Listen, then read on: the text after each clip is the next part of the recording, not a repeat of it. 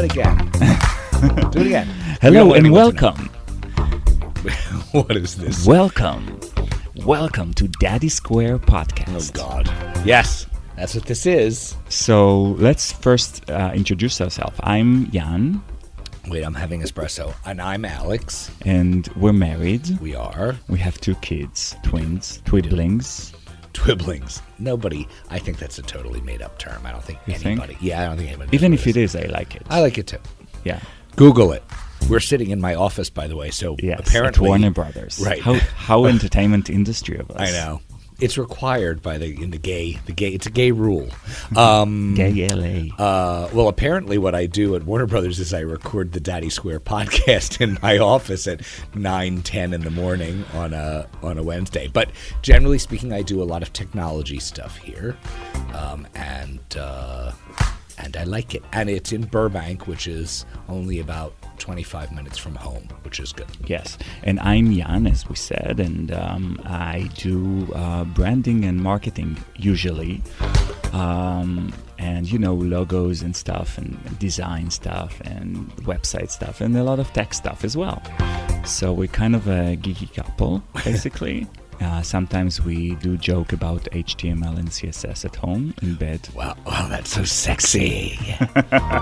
CSS. How did we meet, Alex? Do you want to tell them just we met, the story of the nutshell? Yeah, we met in synagogue. Of course we did. I never go to synagogue in Israel. Well, it's the gay equivalent of synagogue, which is we met at the gym. The gym, yes. Yes, I was living in Israel for a little while, and I met Jan there, and we lived together for about a year, and then we moved back here to LA. Yeah, and it was like almost 10 years ago that we moved to LA. It was. And then I discovered West Hollywood. Yes, which for is the first time. Apparently a portion of LA. Yes. Daddy Square is a blog that I started following a column, or should I say an op-ed, that I did for Huffington Post. I think it was 2 years ago, and it got a lot of responses.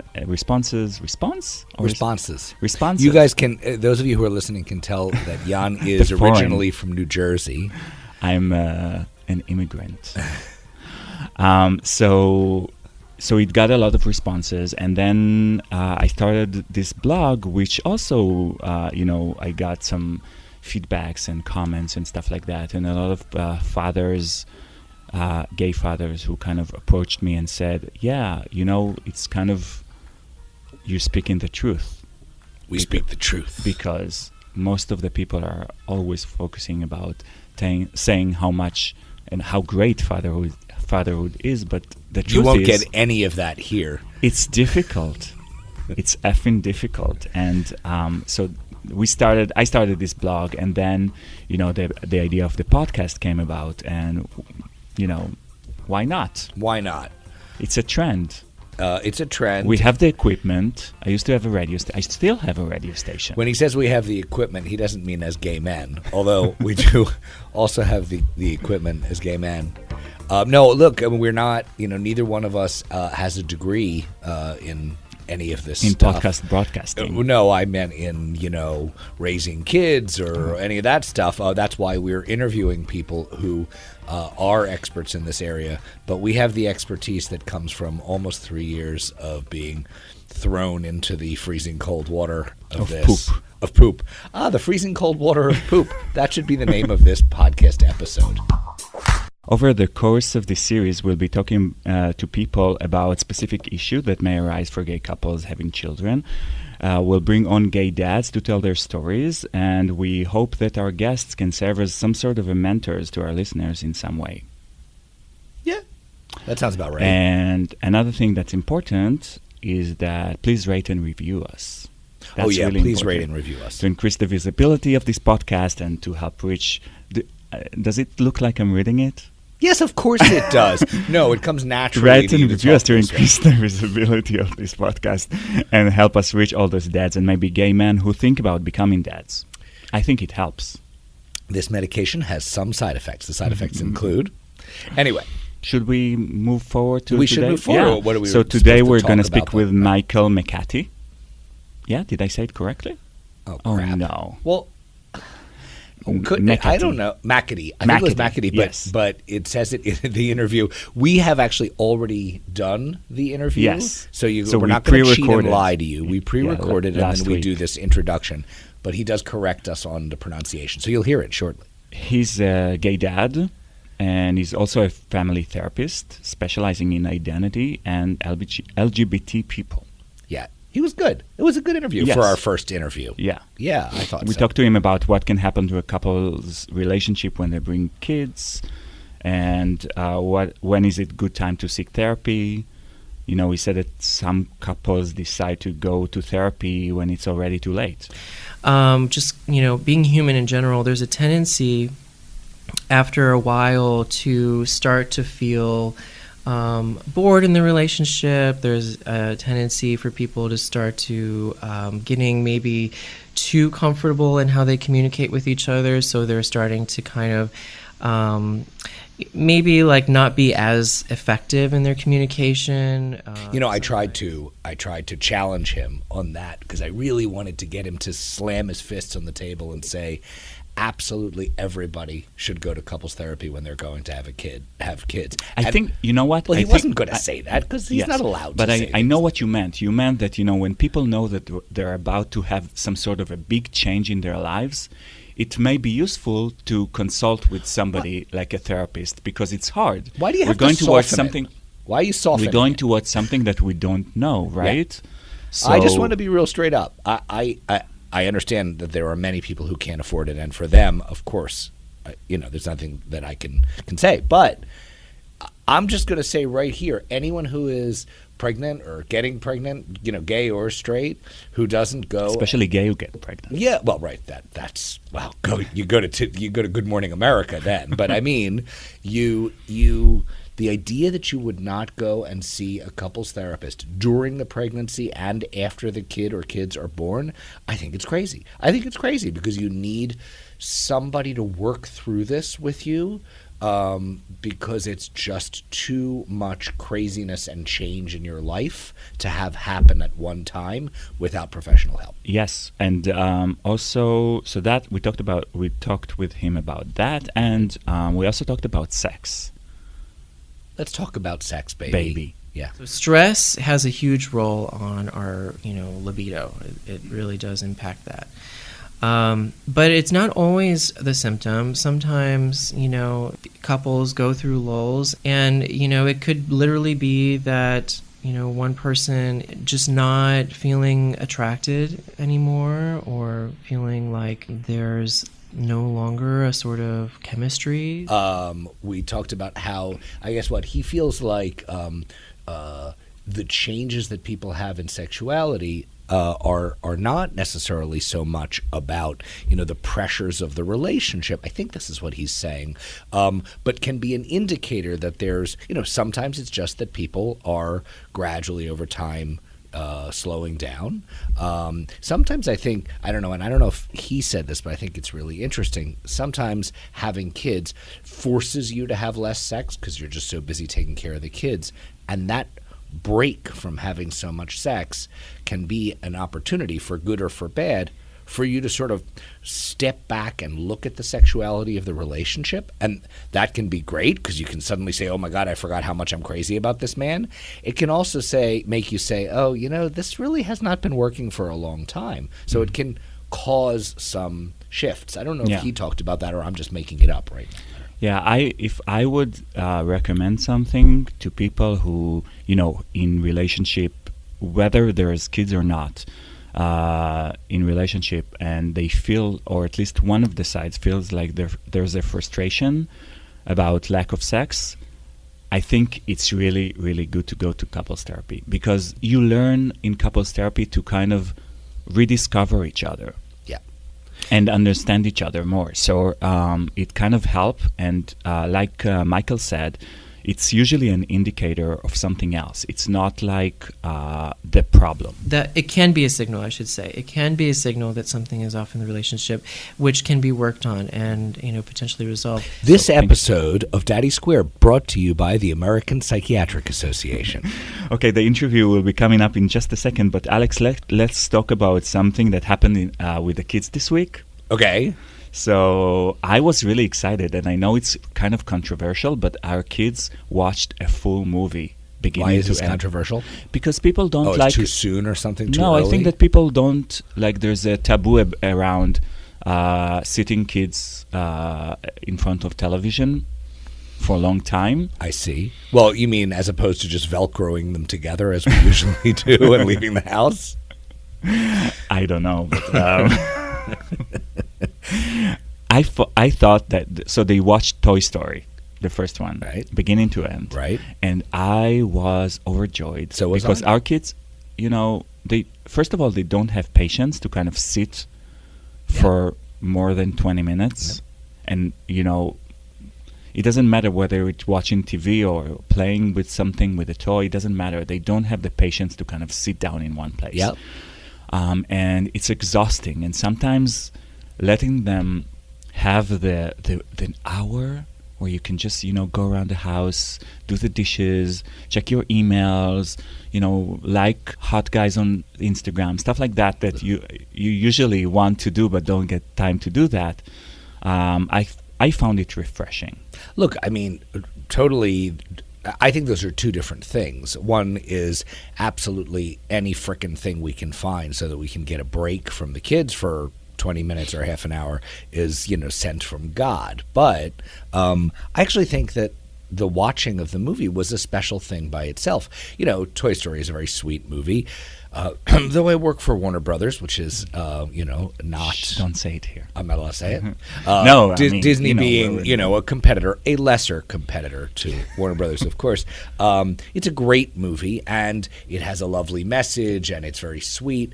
I actually think that it establishes more of an ability for the kids to develop focus. They're sitting in front of a TV, it's true, but they're not watching some crazy, noisy, entertainment piece that lasts 2 minutes and then moves on to another one on YouTube. They're sitting for a full 90 minutes watching a story unfold, and I actually think that's pretty healthy. I'm very happy with it, and last night... And we also discovered this new question that they ask. What's going to happen now? Oh, yeah, what's going to happen now? What's really going to happen cute. now? Yeah, and last night I sat on the couch, and one of these are twins, just so that you guys will remember it. These are twins. One of them sat on one side of me, and the other sat on the other, and we watched it together, and it was great. It was a really good experience for me, and I think they loved it too. Of course, we're going to be watching it about 750 more times, unfortunately, but there you go. Okay, so I want to, podcast, as far as my experience goes, is all about interactions. So I want to pose a question to our listeners. Okay. I'm used to say readers for some reason, being a blogger and all. And it's about that. What do you think? Is it really healthy to let the kids watch TV watch a movie for age of 3? Should parents sit a child down at the age of 3 in front of a feature-length movie?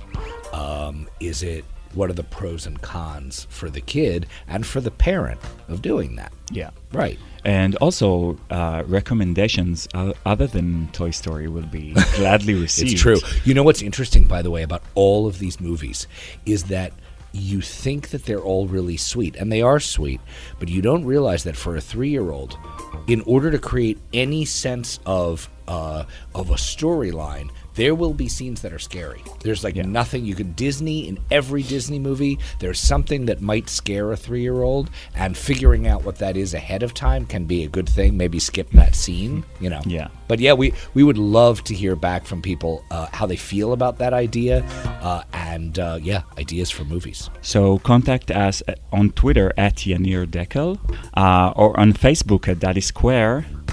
These are the ways that you can actually contact us and let us know what you think. Should or shouldn't we do this? Okay, so I think we're ready. I love that we posed such an incredibly challenging question. There's going to be so much vicious argument about it. Seriously, we should ask them about giving our kids booze. That's the real question. To booze the children or not to booze the children? at Yanir Dekel on Twitter or on Facebook, Daddy Square. And now I think we're ready for the interview with Michael. Let's do it. Okay, so let's start. First of all, I want you to kind of tell us about yourself, who you are. Well, my name is Michael McAtee. I'm a gay stepfather and a licensed marriage and family therapist. And I've been in private practice for about 3 years here in Manhattan Beach. What kind of clients do you have? Mostly. What are their names? Yeah. It's a pretty broad spectrum. I see teenagers up through adults. I see individuals mostly. My specialty would be working with gay men. Oh, okay. Yeah. So in your work, how much is it from the books and how much is it from personal experience? Do you combine? Yeah, that's an interesting question. I don't know exactly the ratio, but I would say that I definitely utilize both.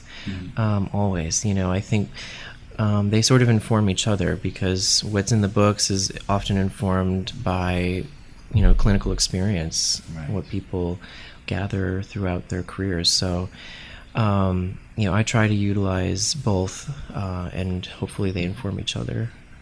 My therapist will not talk about himself. He just won't. Right? Will you? I mean, after all, they know you're gay. Right? Oh yeah, always. Right? Yeah. And so it's okay for you. You feel that it's okay for you to reflect some of your own experience as a way of increasing the confidence or the connection that you have with the client. I do. Yeah.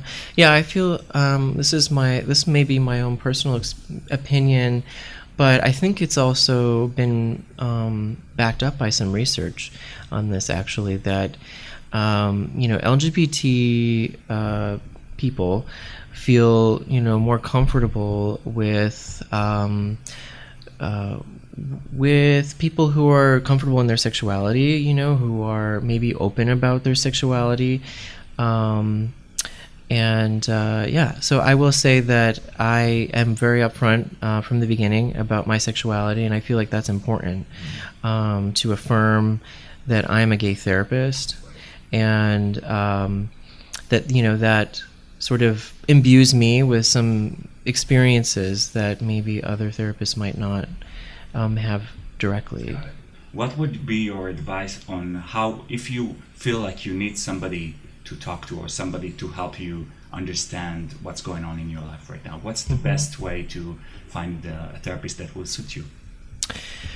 Well, I think doing some research on the different types of therapies might be helpful because there's so many different types of therapies. And I think the last count was there's like over 2,000 schools of therapy. So, I mean, obviously you're not going to understand all 2,000 different approaches, but maybe thinking about the type of support you're looking for. Are you someone who wants that sort of direct feedback where you're being told, you're given suggestions on how to handle situations, or are you wanting therapy where the therapist is kind of more sort of a co-pilot in the sense where they'll just kind of steer you back on course if you start to get off track. So how would you distinguish between, as somebody who's looking? How would I know? I mean, how would I know about with that? Maybe in the first session I could ask. Yeah. Is there any way of knowing prior to that people are of different approaches? Yeah, I mean, some therapists have websites where they talk about their approach. Certainly, when you make that first phone call, you can ask them what their approach is. A lot of the times therapists will say that they're eclectic or integrative, which means that, they kind of take from a variety of schools. And so that might be actually the safest if you're not sure which approach is right for you. But I say, if you have a negative experience with, a therapist, that doesn't necessarily mean that therapy isn't for you. Yeah. It means that just that particular person maybe wasn't the right fit. I think we should kind of naturally move to our subject today, Okay. which is more about relationship Is that a and marriage therapy. When do you think a couple Yeah. should consider going to therapy? Again, that's really subjective. I would say that tends to be more often than not that couples wait till it's too late to go to therapy. If they're really, really struggling, there's a tendency for couples, straight or gay or lesbian or transsexual, whatever, being human in general, there's a tendency after a while to start to feel bored in the relationship. There's a tendency for people to start to getting maybe too comfortable in how they communicate with each other, so they're starting to kind of maybe like not be as effective in their communication. Sometimes couples digress into sort of a playful passive aggressiveness in their relationship, and that can be sort of like the tip of the iceberg. And so, I would say, like, if one or both couple, and we're talking about traditional couples, we're not talking about polyamorous, and Okay.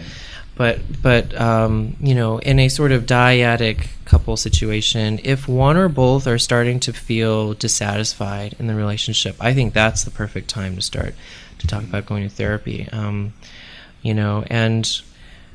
if the other partner isn't open to it, still I would say go to a therapist, and get your own By therapy. yourself? Yeah. Okay.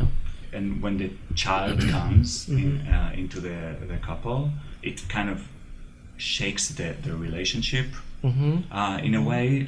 What do you think a couple should, do between themselves to kind of work on their relationship?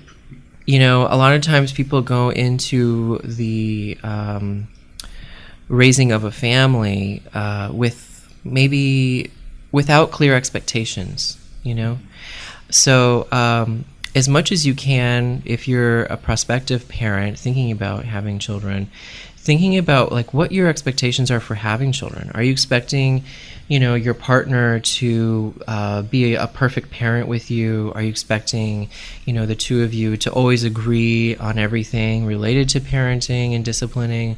Because that really shapes the dynamic, between the two parents. If after you've already had kids and you're starting to feel this kind of like wait, where has the time gone? What are we doing? Then I would say it's time to reevaluate and kind of maybe hit restart as far as being a parental unit. How do you want to redefine what it means to the both of you to be parents? Obviously, I have a bias, right? because it has been so beneficial to us to have that during the ongoing crisis. But that mind has you, been Alex, we having fired children. our first couple therapists. Well, we fired him after the first session. That's different. That was different. We will not say his name.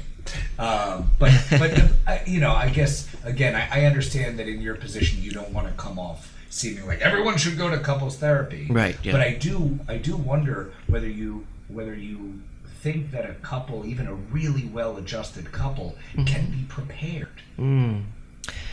Well, I think therapy can certainly help with making people aware of maybe their blind spots. We all have them, So I think talking to a professional obviously can be helpful regardless of who you are. But I think like the idea that like everyone should be in therapy, I can't necessarily, espouse that. But yeah, I do, because it's a financial. There's a financial cost, and I think there's like an ethics around the profession that should we be treating people if they don't need to be treated. So another thing that at least to me, it always sounds like a couple who needs to go to therapy is that lack of sex. So after a while, we don't have sex anymore. When my friends are saying that to me, I always think like, sex is not the problem. Sex is like a symptom. Would you agree with that? And what do you think it's usually a symptom of, if it is? Yeah, that's a really complex issue, sexuality, because it's tied into so much of who we are. Not just as gay people, once again, but just as human beings. Like, our sexuality is intricately intertwined with our identities and personalities. So it can be a symptom that something is going on in the relationship, or just something is going on in one of the partner's lives. Maybe work is really stressful, or maybe something is going on in the family, that's stressing people out. So stress has a huge role on our, libido. It really does impact that. But it's not always the symptom. Sometimes, couples go through lulls, and it could literally be that, one person is just not feeling attracted anymore, or feeling like there's no longer a sort of chemistry like that. Yeah. So that would be a situation where, I think definitely going to your own therapy and trying to process because that. I believe it's solvable. I mean, for us it is. Oh, yeah. Can I just say Well, that? yeah, I mean, I don't know. I can't point to how it was solved, but things got much better. Couples therapy certainly had something to do with it. What I find so fascinating is what I hear on all the comedy specials, right, and everywhere else, is that as soon as the kids come, whatever sex there was is completely gone. That seems to be the most common view. But there is something, and I can understand why, in terms of time and stress and the other things you were just talking about. But interestingly enough, and I don't know if we get into this, but there are aspects of teamwork associated with parenting that, at least in our case, seems, at least to me, the reverse of what I've heard from everybody else, where you have kids and everything just goes to hell. I want to give people, who experience that, a little bit of optimism that it is solvable. Yeah. No, it absolutely is, because it's a signal that something is off in the relationship. That it can be a signal, I should say. It can be a signal that something is off in the relationship, which can be worked on and potentially resolved, but not always, right? So there are no absolutes. I think that sex can literally just be sex, and sometimes it's one person is just not really feeling like having sex. So we all go through that. From what I hear, again, from my own experience and my gay friends' experience, is that after a while you just get bored with a person, right? And some of the couples just break up at that point. They think like, okay, I'm not attracted to him anymore.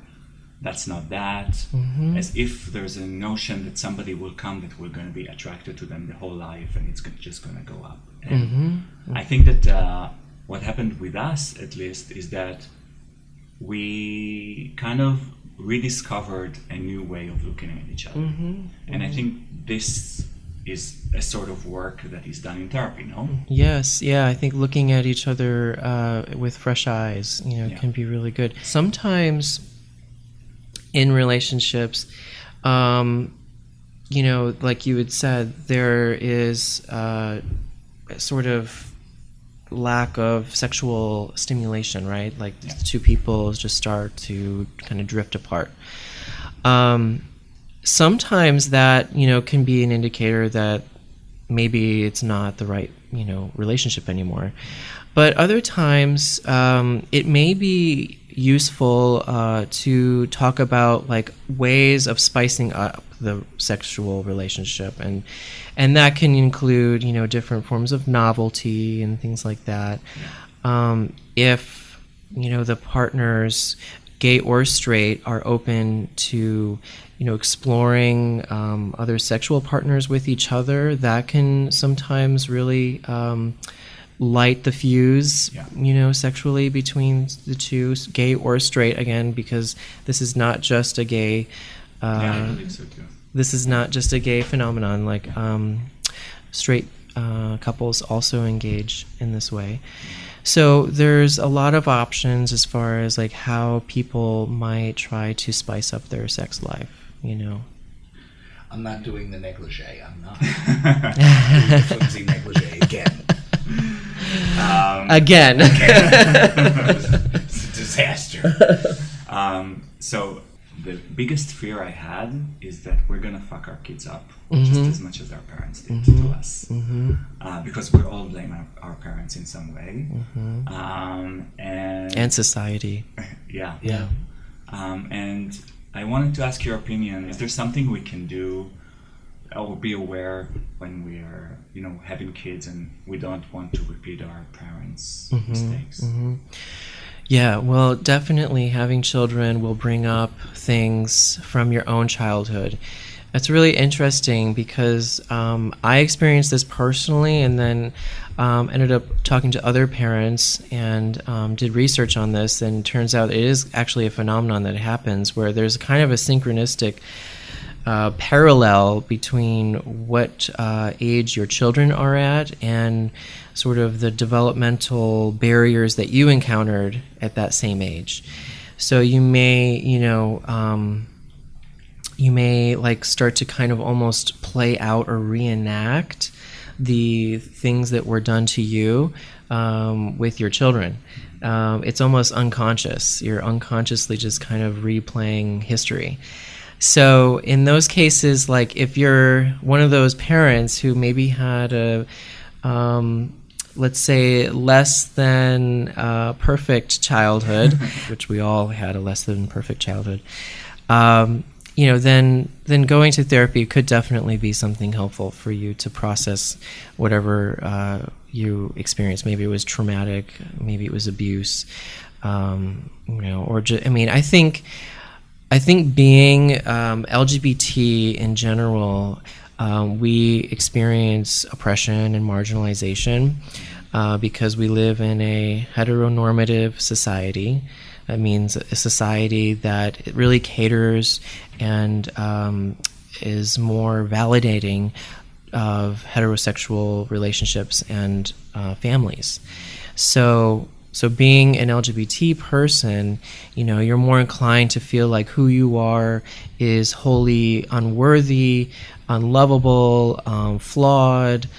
You may even use words like sinful, if you come from a religious background.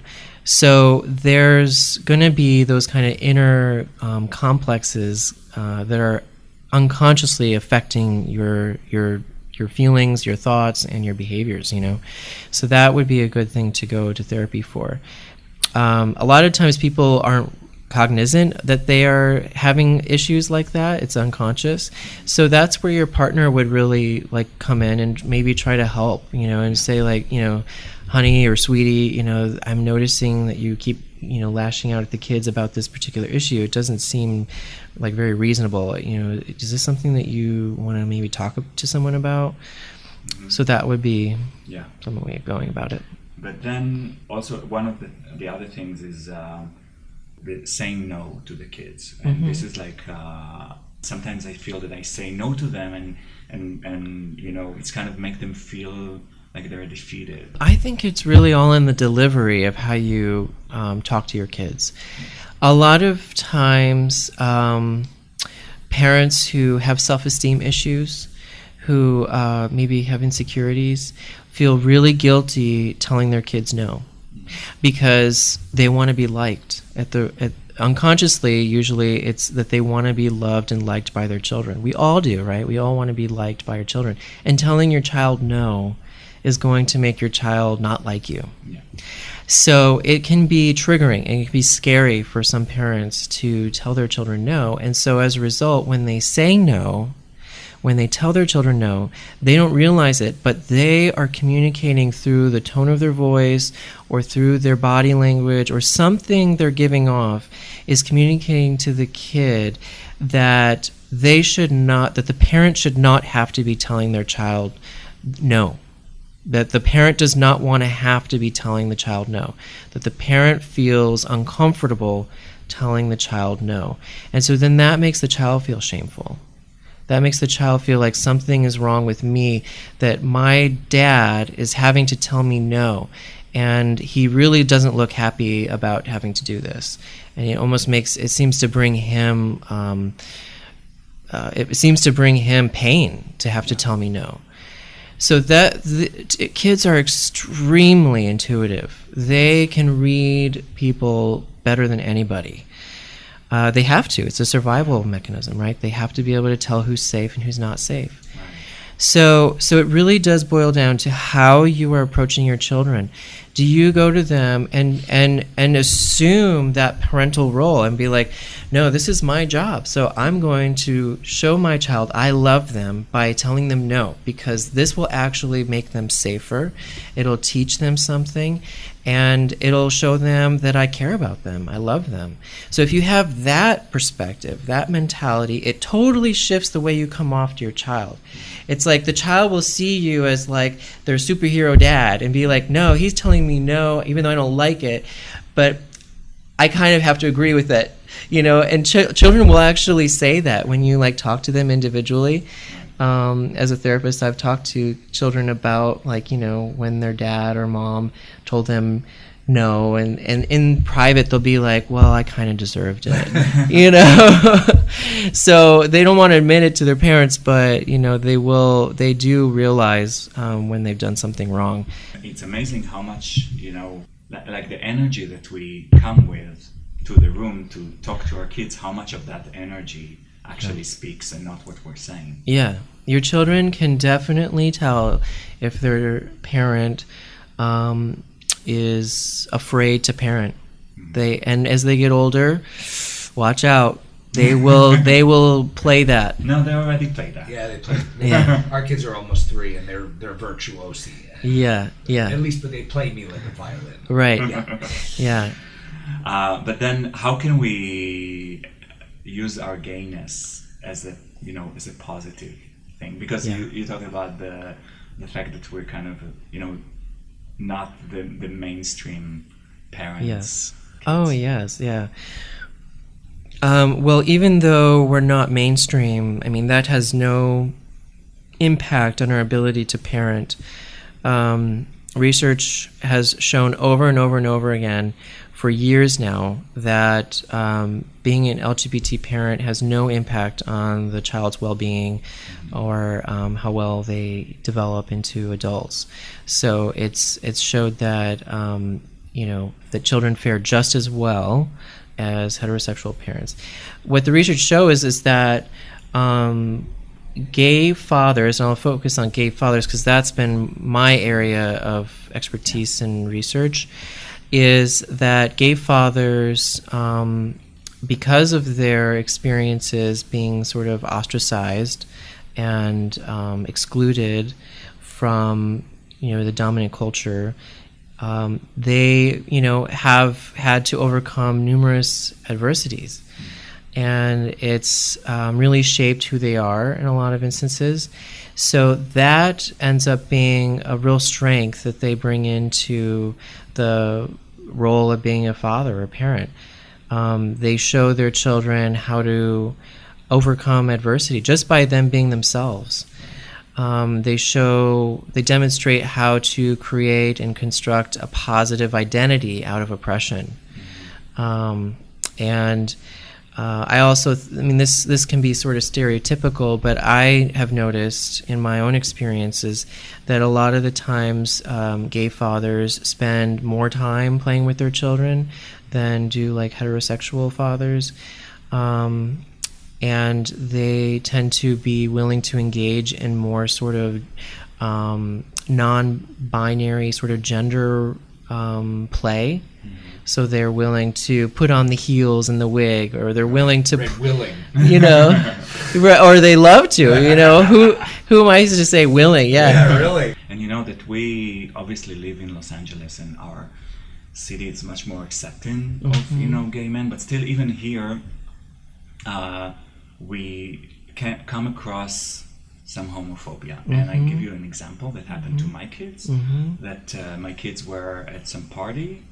And people who we don't know said to my friend, look at them, they're going only to the men.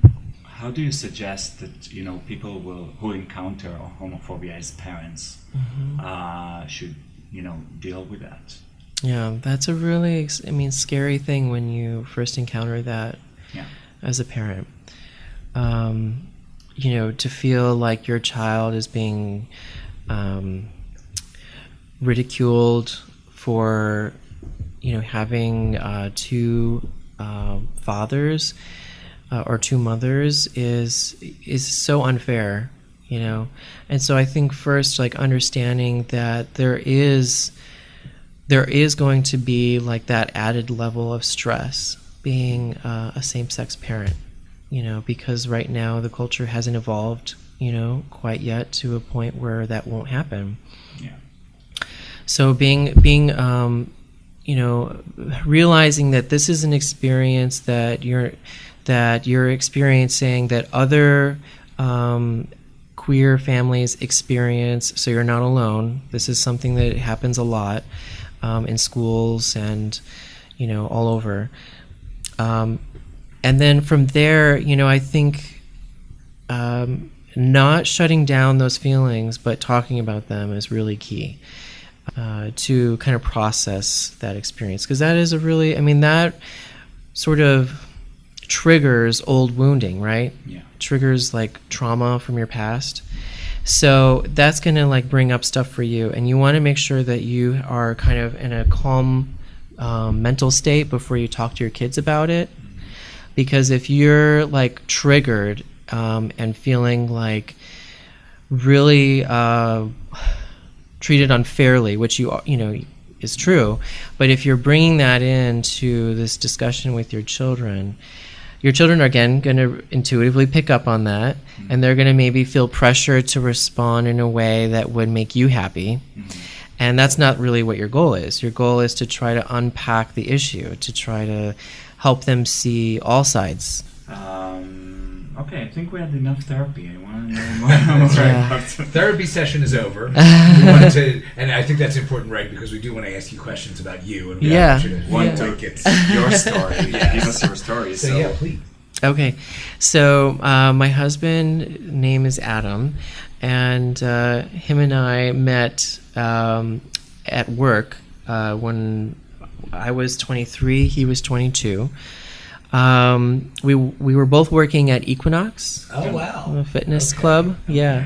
I was working in the spa as a receptionist there, and he was working in the Pilates studio as a Pilates instructor. Oh, cool. And yeah, he asked me if I ever wanted a Pilates session, and I was like, sure.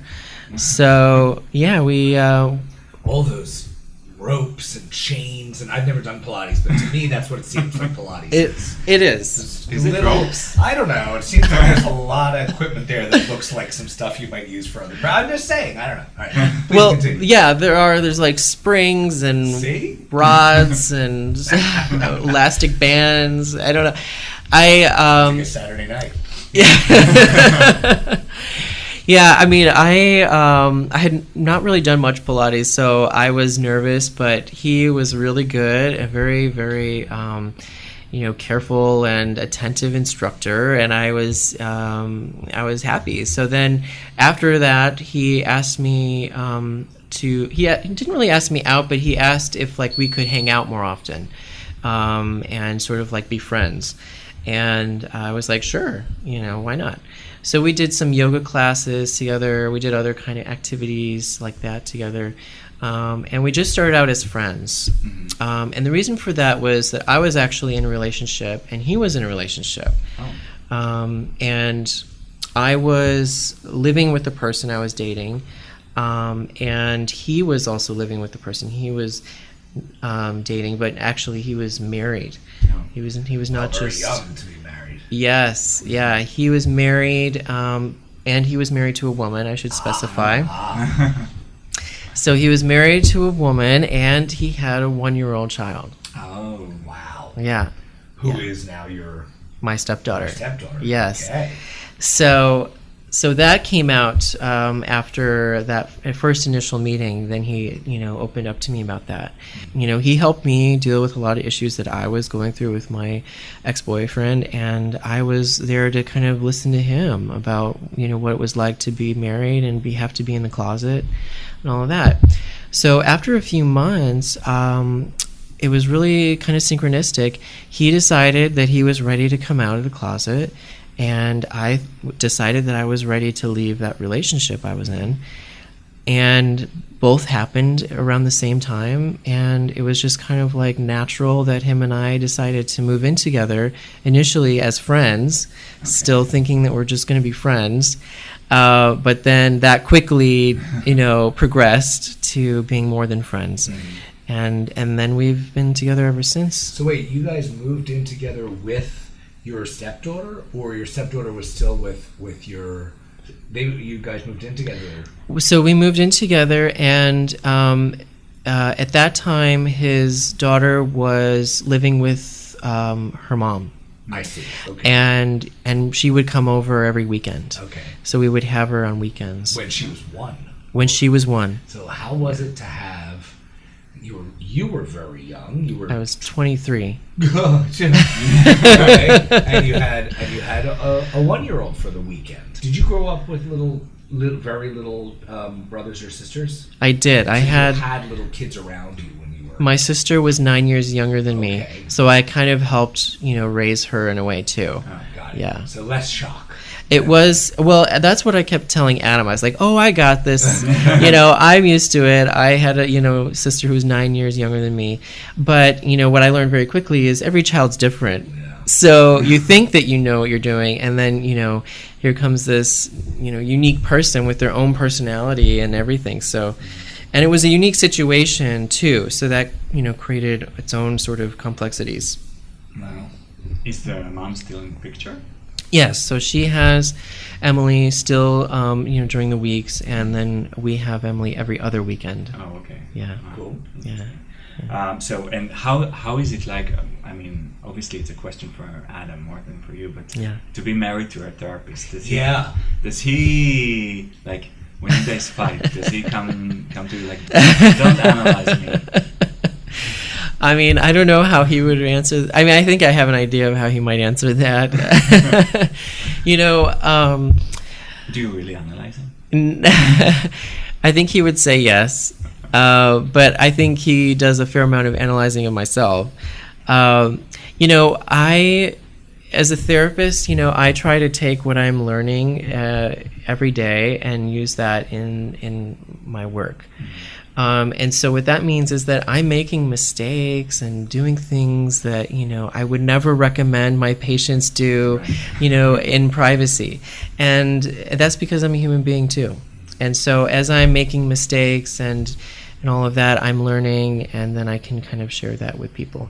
But I think it really has helped me to normalize this whole experience of being a human being, that we are like, inherently unpredictable and internally chaotic and multi-perspectival and figured and everything, so we like to think of ourselves as this like cohesive person, but actually, like, if you really slow things down, we're like such a hodgepodge of thoughts and feelings and perspectives, and it's just like all constantly mixing together in different ways. So, I mean, I try to like normalize what people go through, and my experience has been, equally challenging in that sense that, having to be a step parent so young, that was quite a learning process. That was like a crash course in growing up, because I was still a kid in my head mentally at that age. Yeah, it's even older than that. We're still kids. Yeah. So the last question for today would be, what is the biggest piece of advice that you can give parents? So, I mean, my biggest challenge has been to grow and evolve, internally to a point where I can sort of step into that role of being a parent. I think when I embarked on this life choice, I was still very much a child in my head. And you can't be a child raising a child, you know, unfortunately. But yeah, it just doesn't work. So I had to, you know, I kind of had to nurture that inner child within myself and let that person know that I'm not abandoning it, that I'm still going to give it space and time, because it's you know, it's justifiably there. You know, I was only 23. Right. So letting it know that I'm not leaving it, but that I'm also going to be kind of bringing in this more kind of adult-like and kind of parental identity to share the space internally. So that was like really important for me to kind of grow into this role. It kind of felt for a while like I had like a split personality. Like I would be, you know, me during the week, and then during the weekend I would be like, you know, Mr. Dad, you know. So when the child side, when you want to allow the child side to be himself, what does that mean? That means I'm going out and I'm flying my drone. That means that that means that, you know, I'm going to the toy aisle in Target and looking at like the different Star Wars stuff. You know, that means that you know, I'm just hanging out and doing my thing and not necessarily you know, being like, you know, in dad mode and parent mode. So I guess that's like kind of what maybe some recommendation for parents, you know, is to allow yourself that space inside of you for all the different parts of you. You know, there's probably that inner child in you, that little boy or that little girl who wants to be heard, that wants to be engaged with. And so making sure that you give that part of you a chance. But also remembering that, you know, you can't be a child raising a child. So trying to make space for that other part of you too. Yeah. Cool. Thank you very much. Thank you very much. It's been a pleasure. You went through the whole thing and didn't finish your donut. I know. Something to be chewing. We understand.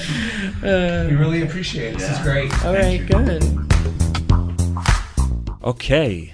We need to have donuts. We need to always have donuts when we do our intros, not just with the interviews. But go ahead.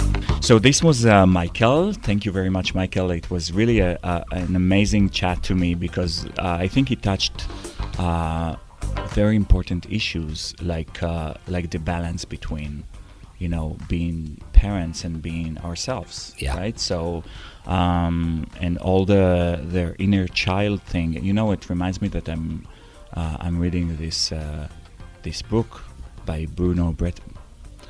Well, no, you can't go back and edit. This is a podcast. So, look, he wanted to say Bruno Bettelheim, and it didn't come out well. Let's all, everyone at home, say Bruno Bettelheim 3 times really quickly. Ready? Bruno Bettelheim, Bruno Bettelheim, Bruno Bettelheim. And he shows up miraculously if you say it. No, he died, actually. Well, that's the thing. So the book called Imperfect Parenting, The Imperfect Parent, or Good Enough Parent. Good Enough Parent. Yeah, Good Enough Parent. And I think that the main thing that he discusses there is about the balance between, you know, remembering how we were as kids, because it helps a lot to understand our kids. And there are a lot of stuff that this generation of parents is not doing with their kids that previous generation did do. For example, like what? Playing.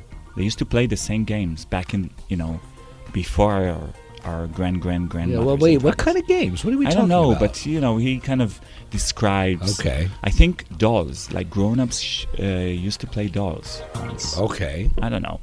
Anyway, so he talks about how can we make up to that. I see. And the only way to do it right now is to kind of understand our kids. Right. And to understand that everything that they do has a secret meaning behind it.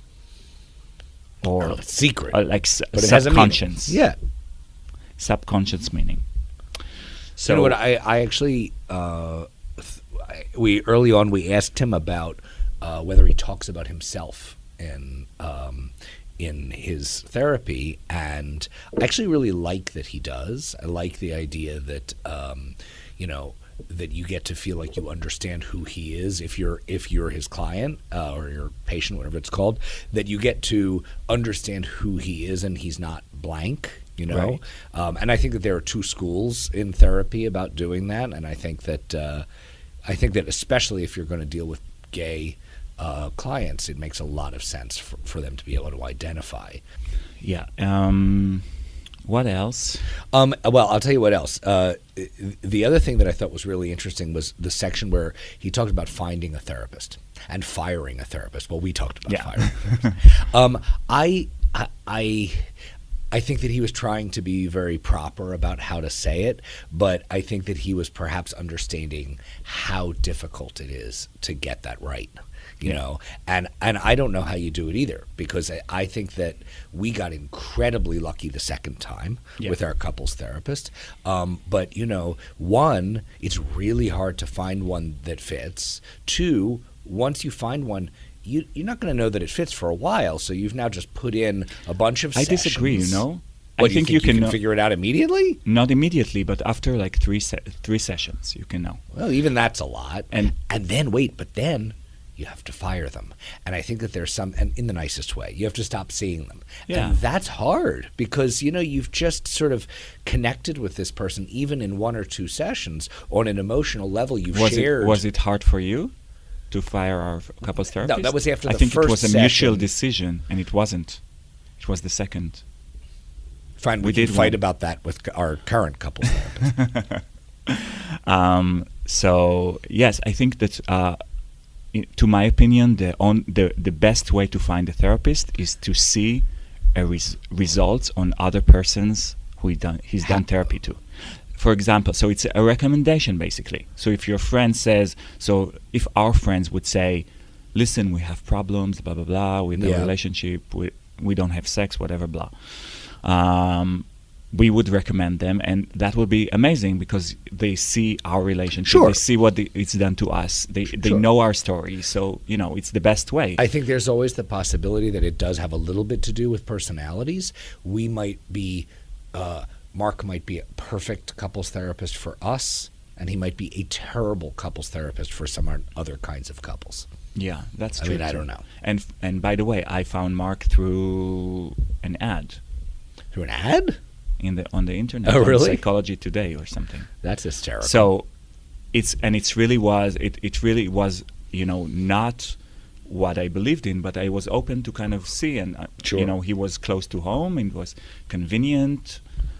We clicked right away on the first meeting, so it worked out. So anyway, and I think Michael said that too, that even if it doesn't work the first time, it doesn't mean that you should give up on therapy. Sure. Because I really believe that it's a study. There's a lot of things that you learn in therapy that you have to learn it somewhere about life. Yeah. And just as much as you go to, I don't know, to school and learn other stuff and learn your profession and you know you get a new job and it takes time until you know all of the details in the job. It's just the same with life basically. And the more you go to and the more you are open in therapy and you're understanding yourself, the more you can understand other people and your partner and your kids. And anyway, I love somebody it. Somebody likes therapy. I no, know. Look, I mean, the truth is, I wrote the book. Jan is a lot crunchier and more spiritually than I am, but on this one, I actually thoroughly agree. And you know, it's funny.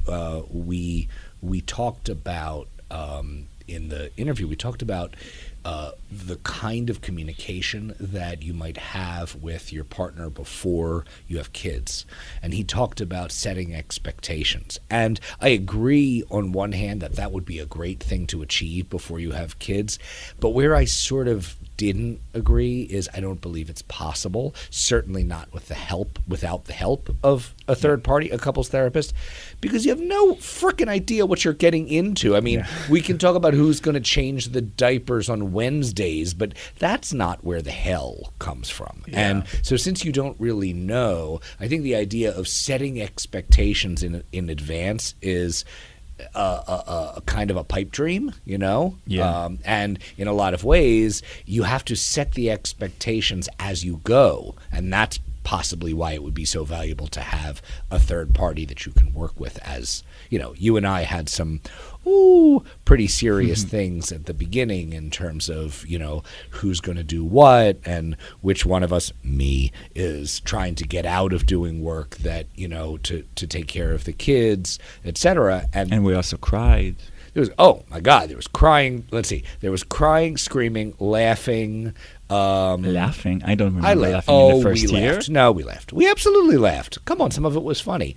When one of them peed in my mouth, that was funny. Oh yeah, and when Adam pooped a line with on the floor. The projectile pooping was funny. There were some funny things, not a lot. Okay, we have to go. All right, we have to go. I have to go do my job now, and Jan has to go. Listen, wait, one thing though. Yeah. I don't know if you mentioned. Are we doing all of these in advance before we release them? We're not doing like. No, we're not. Right? We're not doing a binge listening model. Right? We're going to release these a little bit as weekly. we go. Well, so it's going to be a weekly right. podcast. So I think that it would be really valuable if people say this is a topic I'd really like to hear, because while we think we have some really good ideas, we want to hear yours as well. Yeah. Especially if you are either about to become parents or you are parents. Yeah. Tell us what you're desperate to know, and we'll either pull it out of our own butts or we will get an expert to help. Yeah, and also if you have something to contribute, if you want to come and talk to us about specific thing, we're pretty much open and we are here for the community. So I know it's a big statement, but we definitely want to, if there's somebody who wants to talk and help and tell their story or whatever, totally, we're here to listen. And of course, you are welcome to take a part in this. And of course, contact us on Twitter at Yanir Dekel or on Facebook at Daddy Square. Why is it at Yanir Dekel? Whatever happened to at Daddy Square? How come it gets doesn't your have name on it? It doesn't have a... We'll talk to Mark about this. Fine.